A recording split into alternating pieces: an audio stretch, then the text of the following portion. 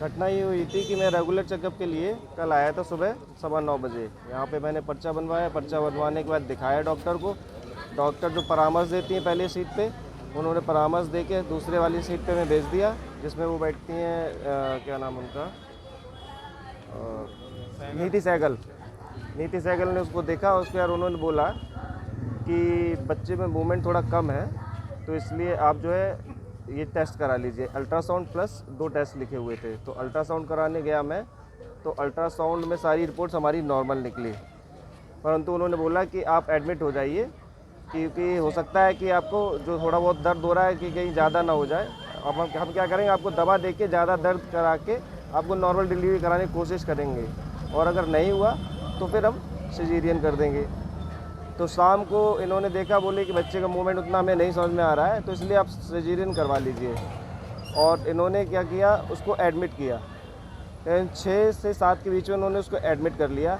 अब caesarean operation सिर्फ 15 से 20 मिनट का होता है और कुछ उसमें नहीं होता है, परंतु ये लोग उसको ले गए और ले जाने के बाद करीबन 2 से ढाई घंटे अंदर रखा। तब अचानक से मैं अंदर गया तो बोलने लगे कि पेशेंट को सांस नहीं आ रही है, इसको रीजेंसी ले जाना पड़ेगा।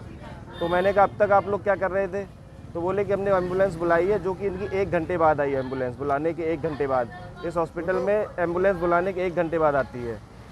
उसके बाद जब मैंने पल्स चेक की तो मेरी वाइफ की पल्स जा चुकी थी। ये लोग उसको 2-3 घंटे से सिर्फ बैठाए रखे थे, लिटाए रखे थे और उसमें अपना एक्सपेरिमेंट कर रहे थे। वहाँ से निकालने के बाद जैसी बाहर निकली है, बॉडी पूरी काली हो रखी थी, पूरे हाथ पैर सब उसके अकड़ गए थे और उसके मुंह से खून फुब्बार की तरह निकल रहा था।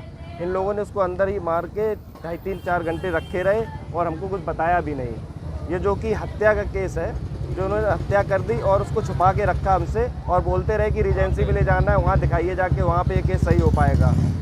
तो यही चीज़ें हम चाहते हैं कि ये सारे डॉक्टर के पैनल्स को 302 का मुकदमा दर्ज कराते हुए उनकी अरेस्ट किया जाए और इस हॉस्पिटल को सीज़ किया जाए, और हमें जो हमारा डेथ सर्टिफिकेट है बाकायदा हमें टाइम से मिले। पुलिस को सूचना दी आपने? पुलिस को हमने तहरीर भी दी है और FIR दर्ज होगी, परंतु पुलिस ने जो FIR दर्ज की है उसको 304 में सिर्फ दर्ज किया है, जिसको एक नेग्लिजेंस की तरफ दिखा रहे हैं। परंतु ये एक हत्या है, क्योंकि जब वो लड़की अंदर गई बाकायदा नॉर्मल थी, सारी रिपोर्ट्स नॉर्मल थी और वो देखने में बोलने में सब एकदम सही थी, परंतु अंदर जाने के बाद डॉक्टर ने उसको टच भी नहीं किया। ऑपरेशन के नाम से ले गए, 2.5-3 घंटा रखे रहे और बॉडी वैसी की वैसी ही रही। उसको टच किया। लापरवाही में ये है कि उन्होंने उसको कुछ ऐसी दवाई दे दी जिससे कि उसकी सांसें रुक गई और उसकी सारी धमनियाँ थम गई, जिससे और उसके बाद चेहरा काला पड़ गया और सारे डॉक्टर्स भाग गए बॉडी को छोड़ के। बच्चे को भी नहीं बचाया उन्होंने, पूरे दोनों को ही ख़त्म कर दिया, दोनों की हत्या कर दी उन्होंने। तो हम